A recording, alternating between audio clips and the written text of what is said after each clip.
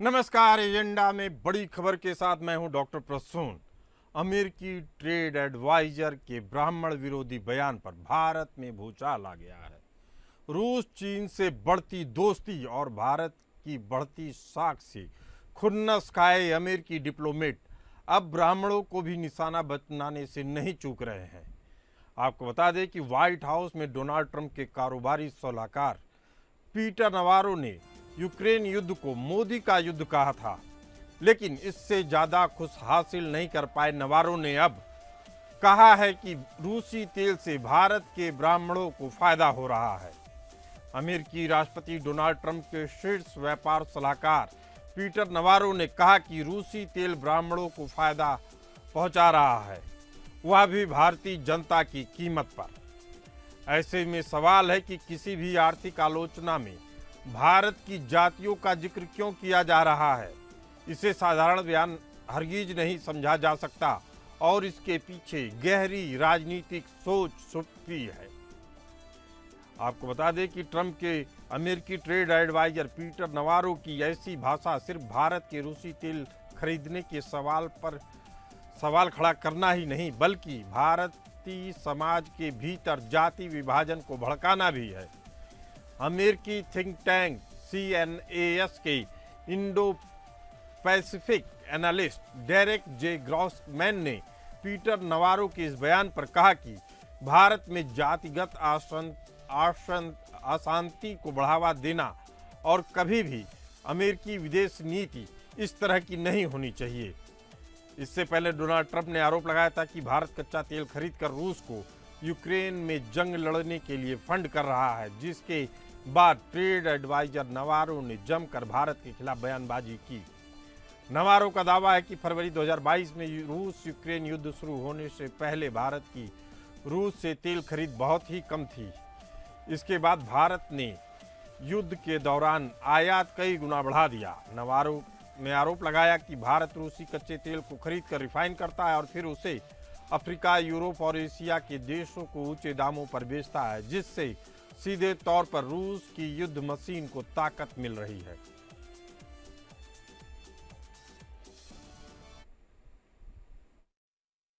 $25% of the 50% is because India is the Maharaja of tariffs. They have the highest tariffs in the world. So they export us a bunch of stuff. They won't let us sell to them. So who gets hurt? Workers in America, taxpayers in America, Ukrainians in cities getting killed by Russian drones. So look, Modi's a great leader. I don't understand why he's getting to bed with Putin and Xi Jinping when he's the biggest democracy in the world. So I would just simply say to the Indian people, please understand what's going on here. You got Brahmins profiteering at the expense of the Indian people. We need that to stop. नवारो के इस बयान के बाद social media पर तो मानो आग लग गई। नवारो को कोई कह रहा है कि 76 साल का यह बुढ़ा अब अंतिम सफर तय कर रहा है। कई लोग कह रहे हैं कि यह ट्रंप के इशारे पर काम कर रहा है। सोशल मीडिया पर कयास लगाया जा रहा है कि भारत से नफरत करने वाला कोई भारतीय ही भारत की कमजोरियों पर हमला करने के लिए नवारो को गाइड कर रहा है। वहीं दूसरी कयासबाजी यह भी है कि ट्रंप और उसके एडवाइजर उन लोगों के साथ मिले हुए हैं जो जातिगत युद्धों को बढ़ावा देकर भारत की सत्ता हासिल करने की कोशिश कर रहे हैं। लेकिन इससे हटकर एक अमेरिकी पत्रकार का कुछ और ही कहना है। अमेरिकी जर्नलिस्ट रिक सांचेज ने भारत पर अमेरिकी टैरिफ को लेकर राष्ट्रपति डोनाल्ड ट्रंप की कड़ी आलोचना की है। अमेरिकी जर्नलिस्ट रिक सांचेज ने कहा कि ट्रंप ने यह टैरिफ कोई जियोपॉलिटिकल डिप्लोमेसी के तहत नहीं की, बल्कि निजी प्रतिशोध के कारण लगाया है। ट्रंप ने भारत पर आयात पर कुल 50% टैरिफ लगाया है। अमेरिकी मल्टीनेशनल इन्वेस्टमेंट बैंक और फाइनेंशियल सर्विसेज कंपनी जेफरीज की एक रिपोर्ट का हवाला देते हुए कहा गया कि ये टैरिफ भारत पाकिस्तान संघर्ष में मध्यस्थता का क्रेडिट नहीं मिलने के कारण ट्रंप की व्यक्तिगत खींच का परिणाम है। सांचेज ने इसे डोनाल्ड ट्रंप की अपमानजनक और अज्ञानतापूर्ण नीति करार दिया। सांचेज एशिया टुडे पर द सांचेज इफेक्ट प्रोग्राम के होस्ट हैं। अमेरिकी जर्नलिस्ट रिक सांचेज ने ट्रंप पर कभी भी निजी दुश्मनी और बिना तथ्यों के आधार पर फैसले लेने का भी आरोप लगाया। सांचेज ने जोर देकर कहा कि भारत एक बड़ा लड़का है, कोई स्कूली बच्चा नहीं। अमेरिकी दबाव के खिलाफ भारत का प्रतिरोध एक विनाशकारी परिवर्तनकारी क्षण होगा, वह भी अमेरिका के लिए, जिसे इतिहास उस समय के रूप में देखेगा जब वैश्विक शक्ति पश्चिम से ग्लोबल साउथ की ओर ट्रांसफर हो जाएगी। इसमें रूस, दक्षिण अफ्रीका, ब्राजील के साथ साथ भारत और चीन प्रमुख देश होंगे। वहीं अमेरिका के पूर्व एनएसए जैक सुल्लिवन ने कहा कि ट्रंप के अविवेकपूर्ण फैसलों के जरिए दिल्ली को चीन के साथ जाने के लिए मजबूर किया जा रहा है। अमेरिका के पूर्व राष्ट्रीय सुरक्षा सलाहकार सुल्लिवन ने कहा कि आज की तारीख में हमारे सहयोगी हम पर भरोसा नहीं कर रहे हैं, वहीं चीन की साख पूरी दुनिया में स्थापित हो चुकी है।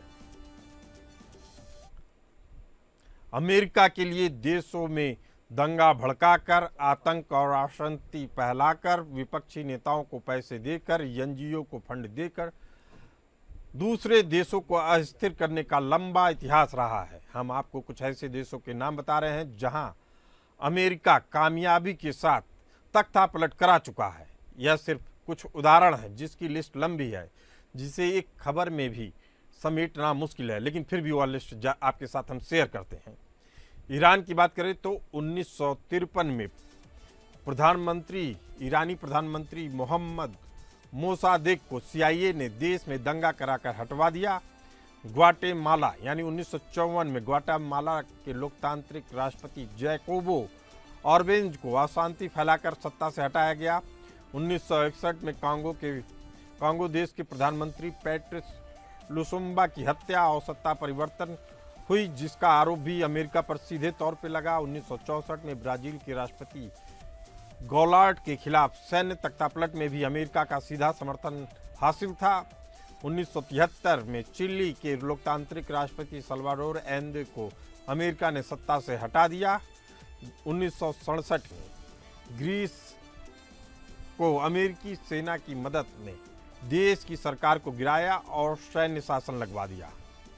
2003 की बात करें इराक में, तो इराक के राष्ट्रपति सद्दाम हुसैन को सत्ता से हटाकर उन्हें फांसी पर चढ़वा दिया अमेरिका ने।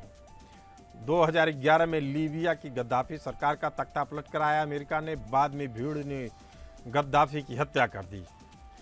साल 2022 की बात करें तो इमरान खान ने अमेरिका पर अपनी सरकार को गिराने का आरोप लगाया।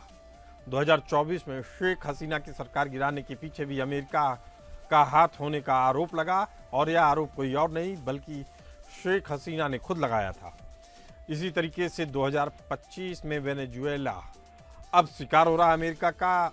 अमेरिका लंबे वक्त से वेनेजुएला के राष्ट्रपति निकोलस मादुरो को सत्ता से हटाने की कोशिशें कर रहे हैं। भारत में भी सत्ता परिवर्तन के लिए अमेरिका कई बार हाथ पैर मार चुका है, लेकिन भारत में CIA और अमेरिकी प्रशासन अभी तक ऐसा करने में नाकाम रहे हैं। जॉर्ज सोरस जैसे कारोबारी लगातार भारत के लोकतंत्र, भारत के संविधान और भारत की सरकार के खिलाफ जहर उगलते रहे हैं और षड्यंत्र करते रहे हैं। असल में यह सब अब जो हो रहा है भारत में, वह ट्रंप की मर्जी से ही हो रहा है। ट्रंप प्रशासन भारत की जातिगत दरारों का फायदा उठाने की कोशिश में डीप स्टेट, कम्युनिस्ट, इस्लामिस्ट की रणनीति अपना रहा है। खुफिया एजेंसियों की माने तो हो सकता है कि आने वाले वक्त में अमेरिका में जाति हिंसा भड़के और इसके पीछे ही अमेरिका की ही खुफिया एजेंसियां हों, जिन्हें डीप स्टेट कहते हैं।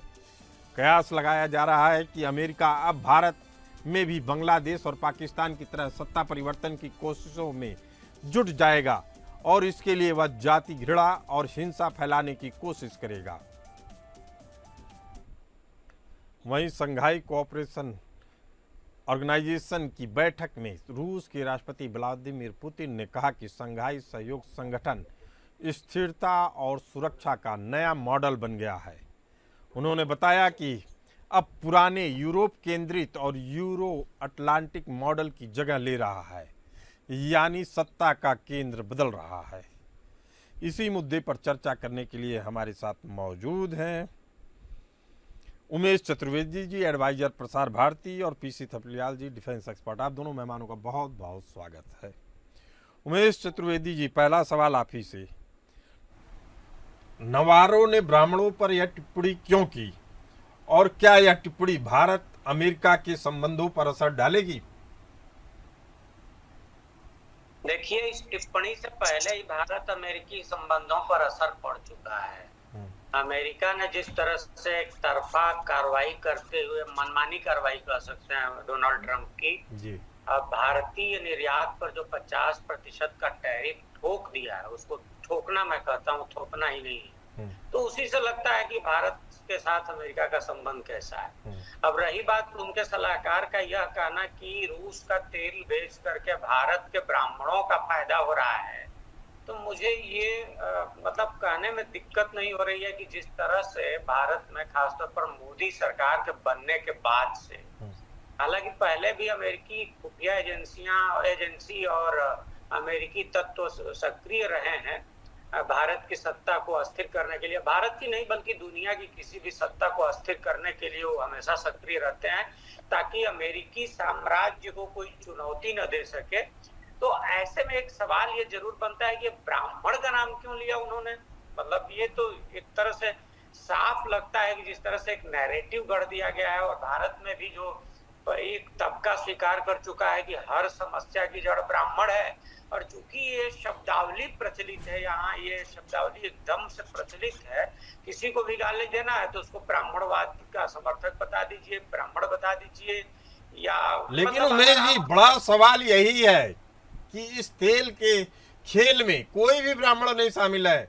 न तो अंबानी ब्राह्मण है, न तो अडानी ब्राह्मण है, न अंबानी ब्राह्मण है, न अडानी ब्राह्मण है। इसीलिए हमारी रिपोर्ट में बताया गया है कि इसमें किसी भारतीय का हाथ है जिसने नवारो को भी टोपी पहना दी है। जी बिल्कुल बिल्कुल, तो मैं वही कह रहा था कि जो भारत के जो बिजनेस टाइकून है उसमें कोई ब्राह्मण नहीं है जिनके जरिए अगर ये तेल की खरीदारी भी हो रही है। वैसे ज्यादातर तेल की तो खरीदारी हो रही है, भारत की सार्वजनिक तेल कंपनियां खरीद रही हैं और वो भारत सरकार की कंपनियां हैं, और अगर वो मुनाफा कमा भी रही हैं, जो कि मुनाफा अगर हम मानते हैं, तो वो मुनाफा भारत के सकल घरेलू आय में जा रहा है, जिसका फायदा ब्राह्मणों की तुलना में तो अगर देखें तो दूसरे समुदाय को लोग प्राप्त कर रहे हैं। जो योजनाएं चल रही हैं, अगर सड़क बन रही है, गोल्डन रेक्टेंगल प्रोजेक्ट है, या हवाई अड्डे बन रहे हैं, तो क्या उसका फायदा सिर्फ ब्राह्मणों को मिल रहा है? या फिर जो मुफ्त राशन योजना है, या ऐसी तमाम सारी योजनाएं, अल्पसंख्यक कल्याण की योजनाएं हैं, महिला कल्याण की योजनाएं हैं।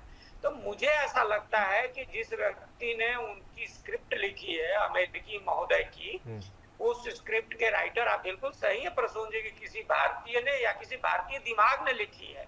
मुझे नहीं लगता कि उनको पता भी होगा कि भारत में ब्राह्मण क्या होता है और ब्राह्मण किस स्थिति में है। और मैं ये बात इसलिए नहीं कह रहा हूँ कि मैं भी एक ब्राह्मण परिवार से आता हूँ, तो ये हकीकत है। तो मुझे लगता है कि किसी भारतीय व्यक्ति ने जो कि, और यहीं पर गुमराह कर दिया नवारो को, जमकर फजीयत हो रही है अमेरिका की। अब सवाल यही उठता है कि नवारो के पीछे कौन काम कर रहा है? क्या ट्रंप की सह है या डीप स्टेट काम कर रहा है, या ट्रंप और डीप स्टेट दोनों की सहमत से नवारो मोहरा बन रहे हैं? पीसी थपलियाल जी, आपसे जानना चाहेंगे।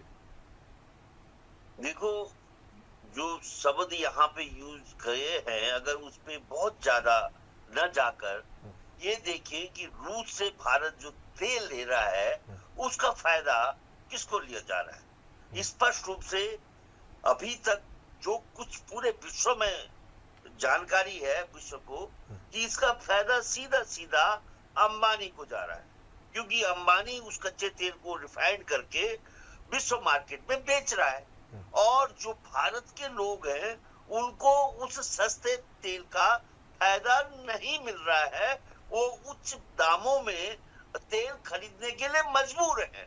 ये सत्य है, और इस सत्य के पीछे अगर ब्राह्मणों को किया जाए तो ये माना गया है, लोहिया ने अपने लोहियावाद में बोला है कि इस देश में जाति इतनी प्रमुख है कि अगर हम वर्गीय संघर्ष की बात करते हैं जो कार्ल मार्क्स ने की थी, कि जो अमीर और गरीब की लड़ाई तय है, तो लोहिया ने कहा कि भारत में अमीर और गरीब की नहीं, उच्च जाति और निम्न जाति की लड़ाई उससे पहले तय है, और शायद है उच्च उच्च जाति का पर्यायवाची शब्द ब्राह्मण यूज करके उसने ये फायदा किया कि जिस तरह दो पूंजीपति पूरे देश में फायदा उठा रहे हैं उसकी तरफ उसका इशारा हो सकता है। पीसी लेकिन थपलियाल जी, तमाम दो सवालों चीजें के- और बताना चाहूंगा। आपकी तरह जी। कांग्रेस के भी तमाम नेता बोस्टन ब्राह्मण की बात करते हैं। कहा जाता है कि बोस्टन ब्राह्मणवाद की थ्योरी तब आई जब एक लेखक ने, अमेरिकी लेखक ने अपने उपन्यास में इस शब्द का उपयोग किया। वह यूके, नए ब्रिटेन के जो अमीर वर्ग थे उनके लिए तंज कसने के लिए करता था, जबकि यस जबकि जबकि नवारो सीधे ब्राह्मण की बात कर रहे हैं। जबकि उनकी मूर्खता की इंतहा इतनी है कि जब उनके एडवाइजर उनको सलाह दे रहे हैं तो उनको ये नहीं बता रहे हैं कि इसमें से कोई भी ब्राह्मण नहीं है। जहां तक आप लोहिया जी की बात कर रहे हैं, उनकी विचारधारा को उनके पुरखे ही और उनके अग्रज और उनके जो पीछे शिष्य आए, चेले आए, उन्होंने खपा दिया, मिटा दिया। और शायद वामपंथ भी इसीलिए मिट गया कि वह भारतीय समाज को अमेरिका की नजर से देखता था, चीन की नजर से देखता था, रूस की नजर से देखता था। साम्यवाद की बात करते हैं आप, क्लास कन्फ्लिक्ट की जगह कास्ट कन्फ्लिक्ट में आते हैं। शायद इसीलिए लेफ्ट आंदोलन आज रसातल में चला गया है। और मैंने जैसा अपनी रिपोर्ट में बताया कि इसी तरह के लोग, जिसमें डीप स्टेट शामिल है, जिसमें कम्युनिस्ट शामिल है, जिसमें इस्लामिस्ट शामिल है, इन तीनों के गठजोड़ ने असल में नवारों को भी बेवकूफ बना दिया और शायद ट्रम्प भी उसी के हिस्सा बन गए। वो बाल बाल बचे हैं। अब उनको असली खुन्नस क्या थी कि रूस और चाइना के साथ भारत की जिस तरीके से साख बन रही है उससे लेके वह दहले हुए हैं। और जिस तरीके से आज मोदी का शक्ति प्रदर्शन हुआ है, आपको बता दूं कि उसके बाद, इस नवारों के बयान के बाद, अमेरिका के विदेश मंत्री का एक बयान आया है। उन्होंने कहा है कि भारत और अमेरिका के बीच साझेदारी लगातार नई ऊंचाइयां छू रही हैं, जो 21वीं सदी का निर्णायक रिश्ता है। यानी अब वह जो डैमेज कंट्रोल करने की कोशिश कर रहे हैं, उमेश चतुर्वेदी जी, इससे कितना डैमेज कंट्रोल होगा मार्को रूबियो के इस स्टेटमेंट से? जी देखिए, मार्क रूबियो तो बहुत पहले से ही ऐसी बातें करते रहे हैं और मुझे ऐसा लगता है कि वो भारत और अमेरिका के रिश्तों को चाहते हैं कि पहले ही की तरह पटरी पर बना रहे। एक और चीज आप याद कीजिए प्रसून जी, निकी हेली जो हमारे हैं तो भले भारतीय मूल की, लेकिन अमेरिका की एक बड़ी प्रभावी नेता हैं और गवर्नर रह चुकी हैं। उन्होंने भी द न्यूज वीक में लेख लिख करके भारत और अमेरिका के जो संबंध खराब हो रहे हैं उसको लेकर के रोकने की बात की थी और एक तरह से ट्रंप प्रशासन को सुझाव दिया था कि वो कोशिश करे कि स्थितियां बदतर न हो। और यहाँ मैं एक चीज बोल रहा हूँ कि जो ब्राह्मण शब्द का इस्तेमाल पीटर नवारो ने किया है उसकी आलोचना कांग्रेस के प्रवक्ता पवन खेड़ा भी कर चुके हैं। क्योंकि देखिए, लोहिया का ब्राह्मणवाद और अमेरिका का ब्राह्मण बड़ा बहुत फर्क है। हम भी लोहिया को पढ़े और बहुत पढ़े हैं, और लोहिया भी इस तरह से ब्राह्मण की बात नहीं करते हैं। तो दूसरी बात यह है कि ब्राह्मण का अगर एक बचाव में, मुझे लगता है कि हमारे यहाँ भारत का एक रोग बहुत बड़ा है कि भारत पर हमला होता है तो भारत के ही लोग हमला करने वाले के बचाव में तर्क गढ़ने लगते हैं। तर्क उनको गढ़ने दीजिए, आप अभी भारतीय के तौर पर सोचते रहिए। मुझे लगता है कि पवन खेड़ा या प्रियंका चतुर्वेदी ने जो बात कही है, मैं प्रियंका चतुर्वेदी को ही उल्लेख करता हूँ, और मुझे लगता है कि उन्होंने बहुत अच्छी बात कही कि भले ही किसी विशेषाधिकार वर्ग के, एलिट क्लास के रूप में ब्राह्मण शब्द का इस्तेमाल पीटर नवारो ने किया है, लेकिन किसी खास बिरादरी को, क्योंकि एक जैसे हिंदी में एक शब्द होता है रूढ़ हो चुका है ब्राह्मण शब्द, और उस शब्द को लेकर के आप अगर वो भी कोई अमेरिकी ये बात कहेगा, वो कितना ब्राह्मण को जानता है, वो कितनी ब्राह्मणवाद को जानता है, कितना ब्राह्मण संदर्भ को जानता है। तो मुझे लगता है कि आप बिल्कुल ठीक कर रहे हैं पंकज जी, प्रसून जी, कि वो फंस चुके हैं पीटर नवारो, और मार्क रूबियो उन फंसे हुए नवारो के बयान के फंसे हुए हिस्से के चलते जो ट्रंप की थूथू में हो रही है उस थूथू को बचाने की कोशिश कर रहे हैं। उमेश चतुर्वेदी जी, इसके साथ एक चीज और है, क्या मान लिया जाए कि नवारो की ये जो टिप्पणी है ट्रंप के टैरिफ कैंपेन की रणनीति का एक अहम हिस्सा है, और इसे अमेरिकी मीडिया और बुद्धिजीवी वर्ग कैसे ले रहा है, आपसे जानना चाहेंगे? जी देखिए, अमेरिकी मीडिया और उसके बुद्धिजीवी वर्ग का एक बड़ा हिस्सा तो इसका विरोध कर ही रहा है।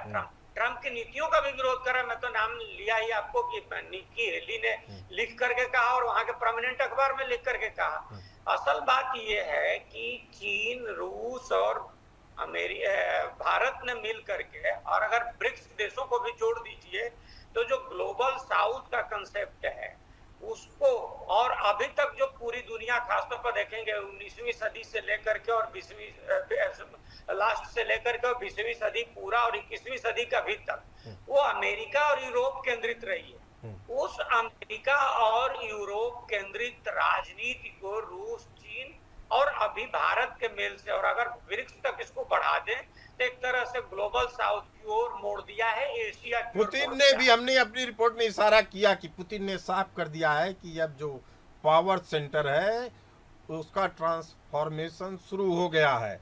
अब वो सेंटर यूरोप में नहीं होगा बल्कि साउथ में होगा, ग्लोबल साउथ जिसको बोल रहे हैं।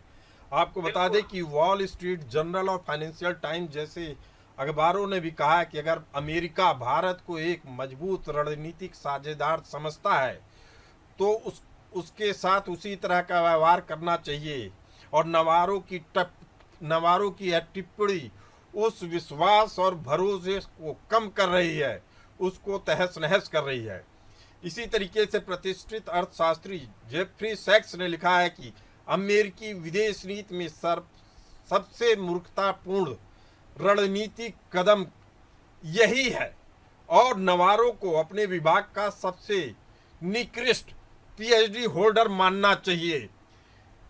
उमेश चतुर्वेदी जी, लग रहा है नवारो फंस गए हैं, लेकिन फिर यही सवाल है कि नवारो के पीछे क्या ट्रंप है, क्या डीप स्टेट है, या दोनों है?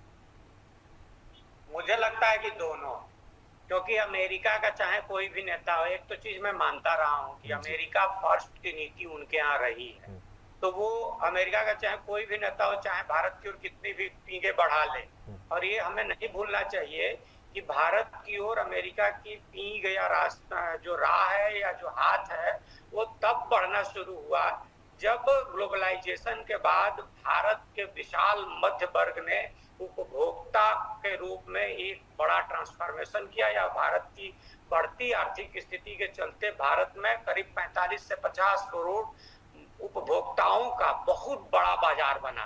तो अमेरिका को लगा कि उसका जो उत्पाद है, उसकी जो नीतियां हैं, उसके जो सामान है, उनके लिए एक बड़ा खपत का बाजार भारत हो सकता है। नहीं तो आप उसके पहले तक देखिए, वो चाहे 1965 का युद्ध हो, चाहे 1971 का युद्ध हो, हर बार अमेरिका पाकिस्तान के साथ खड़ा नजर आता रहा है। यही विषय है जिसको हमने अपनी रिपोर्ट में उठाया। इसके बाद एक सवाल खड़ा होता है, पीसी थपलियाल जी, डिफेंस एक्सपर्ट, क्या यह भारत के आंतरिक मामलों में दखल है? क्या भारत में भी बांग्लादेश और पाकिस्तान जैसा खेल खेला जाने वाला है, जिसके बारे में तमाम विशेषज्ञों ने, एक्सपर्टों ने चिंता जाहिर की है? पीसी थपलियाल जी, देखिए, इसमें कोई दो राह नहीं कि अमेरिका पूरी कोशिश करेगा, क्योंकि ट्रंप का जो व्यवहार है अनप्रेडिक्टेबल है, और जो कुछ भी, क्योंकि जिस तरह से वो इजराइल के पीछे खड़ा होकर उसने अरब कंट्रीज को तहस नहस किया, हो सकता है कि पाकिस्तान के पीछे खड़ा होकर उसका पहला जो साथ, उसके आगे जो छाती आएगी वो भारत की छाती आएगी, क्योंकि चीन और रूस के साथ वो हिम्मत नहीं कर सकता। और हमारा जो इस समय नया अलाइनमेंट इन कम्युनिस्ट देशों के साथ, इन वामपंथी देशों के साथ दक्षिणपंथी देश की विचारधारा क्या कब तक चल पाएगी, कब तक मैच कर पाएगी, ये भविष्य के गर्भ में है। हम एक कैपिटलिस्ट कंट्री हैं, हम खुली अर्थव्यवस्था के तहत अमेरिका के पदचिन्हों पे अपनी इकोनॉमी को छोड़ चुके हैं, लेकिन जो इकोनॉमी आज विकसित पीसी थपलियाल जी, एक किसने थोपा? कांग्रेस ने थोपा या बीजेपी ने थोपा, या दोनों ने मिलकर थोपा? देखिए, आप स्पष्ट रूप से नरसिम्हा राव सरकार ने इसका दरवाजा खोला, आपने देखा होगा मनमोहन सिंह जी ने इसका, लेकिन नहीं, मनमोहन सिंह उस समय वित्त मंत्री थे, मनमोहन सिंह ने हामी भरी, उसके बाद उन्होंने पूरी विवेचना की। नरसिम्हा राव ने बड़ा कदम उठाते हुए देश को जहां सोना गिरवी था उसको लाने के लिए बड़े कदम उठाए, उसमें सफलता मिली। पीसी थपलियाल जी, मैं आपसे फिर पूछना चाह रहा हूं, आप क्या चाहते हैं कि देश पुराने समाजवाद की ओर लौट जाए या जो अभी चल रहा है जिस ढर्रे पे ठीक है? नहीं, हम समाजवाद के साथ खड़े हुए नजर आ रहे हैं इस समय। हम जो है, जहां हम कैपिटलिस्ट कंट्री की तरफ जाना था, देखिए भूल जाओ ट्रंप को, अमेरिका को सामने रखो, अमेरिका के जनमानस को सामने रखो। हमारा जो मेल खाता, जैसे नेपाल है, नेपाल के नेताओं ने कई बार चाइना की तरफ मूव किया, लेकिन उसकी जनता ने, उसका नेचुरल अलाइनमेंट हमारी तरफ था।